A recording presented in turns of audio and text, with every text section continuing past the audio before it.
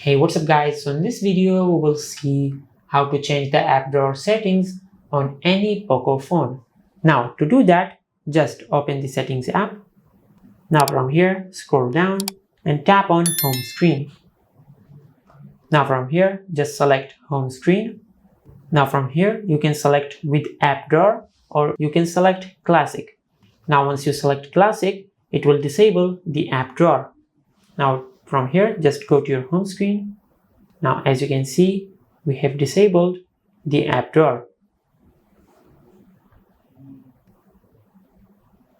Now to enable the app drawer, just open the settings app and select with app drawer.